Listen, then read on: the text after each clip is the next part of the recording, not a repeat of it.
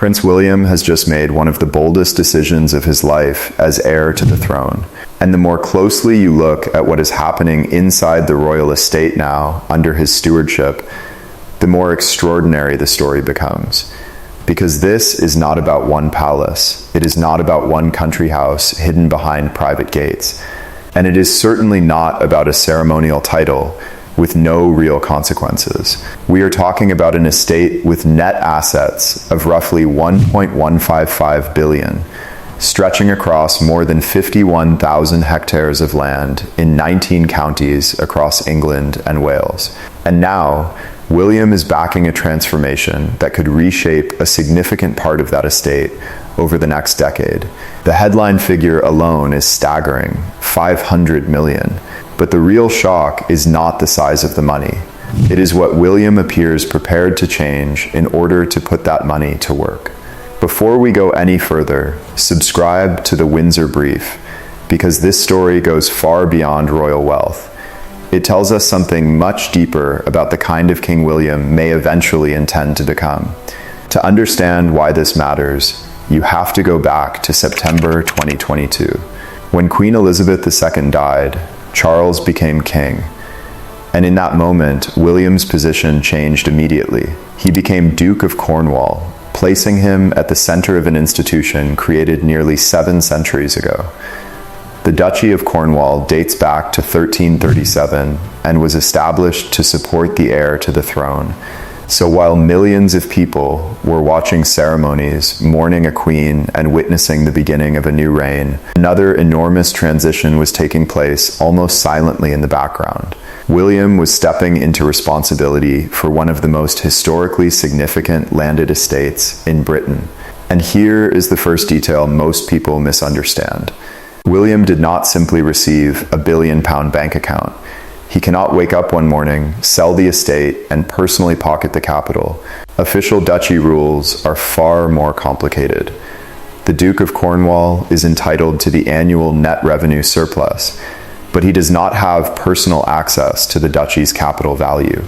When capital assets are sold, those profits are retained and reinvested within the estate. The Duchy's own 2026 report also states that William pays income tax on the net revenue surplus he receives under the applicable arrangements. So this is not a simple story of a prince suddenly becoming personally richer by 1 billion. It is a story about control, responsibility, and the power to influence what happens to a centuries-old institution. And that distinction matters, because William is now using that position to push through something far larger than a cosmetic royal rebrand. In 2026, the Duchy confirmed a 500 million commitment over the next decade. The money is intended to support areas including housing, local economies, nature recovery, renewable energy, net zero goals, and the long-term resilience of the estate. Reuters reported that parts of the portfolio will be sold over that period to help create the capacity for this investment, with the Times reporting that the sales could amount to roughly 20% of the estate. Think about that for a moment. An institution founded in 1337 is preparing to rebalance a major portion of its portfolio under the stewardship of a man who may one day become king. And this is where the story becomes much more revealing, because royal tradition usually rewards preservation.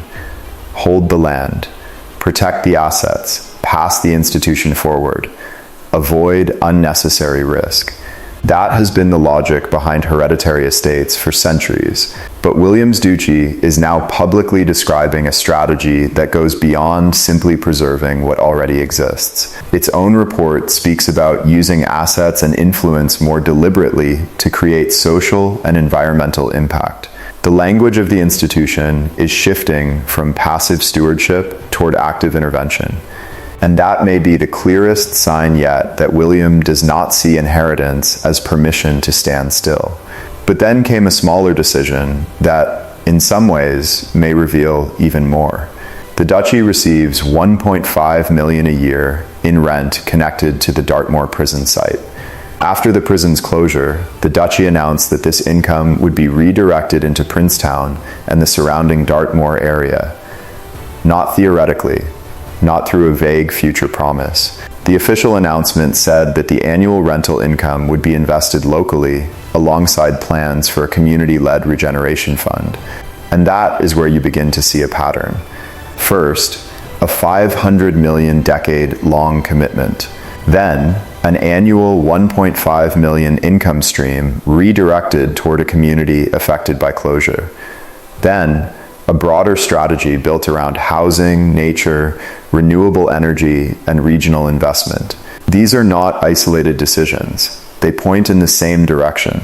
And the question is impossible to ignore. Are we looking at the early blueprint for William's future monarchy? Because William is not merely a wealthy landholder. He is first in line to the throne. Every major decision he makes now is inevitably examined for clues about what he may do with greater authority later. The official royal family describes him as heir to the throne and notes that he became Duke of Cornwall when Charles succeeded in 2022. So the choices being made inside the duchy are not occurring in a vacuum. They are being made by Britain's future king. And then the timing becomes even more significant. In June 2026, the National Audit Office published a major examination of residential property arrangements involving members of the royal family. It found a complicated system in which arrangements differ depending on whether homes are managed by the Crown Estate or the royal household, why a residence is required, and who occupies it. The report said 7 members of the royal family occupied 5 properties leased from the Crown Estate, while 11 working royals had 7 residences within occupied royal palaces at no cost in exchange for official duties. It also described adjusted rents for certain non-working royals and varying lease terms, including subletting provisions. Now step back and look at the wider picture. At exactly the moment royal property arrangements are facing intense scrutiny, William is overseeing a duchy strategy that emphasizes impact, accountability, and reinvestment. That does not prove every decision is driven by public criticism. But the contrast is striking. One side of the royal property system is being questioned over complex historical arrangements. The other is announcing hundreds of millions of pounds in long-term investment. And suddenly, William's decisions start to look much bigger than estate management. They start to look like positioning. But here's the twist. The more dramatic William's strategy becomes, the more pressure it creates on him personally. Because 500 million is not a slogan. Selling and rebalancing assets carries risk. The duchy's own report acknowledges that property can be illiquid, that the timing of asset sales and reinvestment can be uncertain, and that broader economic pressures affect tenants and results. In other words, this is not a magical pot of royal money waiting to be distributed. It is a long-term financial strategy that has to balance social promises against the need to preserve sustainable returns for the future. And that may be the most important part of the entire story. William is being forced to answer a question that every future monarch eventually faces. What does inheritance actually mean? Is it the right to protect what you receive exactly as it was? Or is it the responsibility to change it before the world changes around you? For centuries, royal estates have represented continuity. Land passes through generations. Titles pass through generations. Responsibility passes through generations. But William inherited the duchy at a moment when the expectations surrounding wealth, housing, climate, transparency, and public accountability are completely different from those of his father's youth or his grandmother's early reign. And now his response is beginning to take shape. Not through a dramatic palace speech, not through an anonymous source claiming there was shouting behind closed doors, not through a mysterious sealed envelope, but through published accounts, land strategy, and decisions involving real money. The 2026 Duchy report puts its net assets at approximately 1.155 billion. It records a landed estate of 51,861 hectares. It confirms a 500 million decade-long investment ambition. It confirms the redirection of 1.5 million a year from the Dartmoor prison rent toward the surrounding community. And Reuters has reported that the planned rebalancing could involve selling portions of the estate over the coming decade. Those numbers are real. And that is precisely why the story is more powerful than the rumors, because William does not need a fictional secret castle to demonstrate how much influence he now holds. He already sits at the center of an estate with more than £1 billion in net assets. He already has a structure stretching across 19 counties. He already leads an institution, managing land, homes, farms, communities, and investments on a scale most people never associate with the Prince of Wales. And now he is helping push that institution into a different direction. But the final question is the one that should keep every royal watcher paying attention. What happens if this works? Because if William can show that an ancient hereditary estate can preserve long-term financial strength while putting hundreds of millions of pounds toward communities, housing, and environmental recovery, then the consequences may go far beyond Cornwall. It could strengthen his argument that the monarchy itself can modernize without abandoning its history.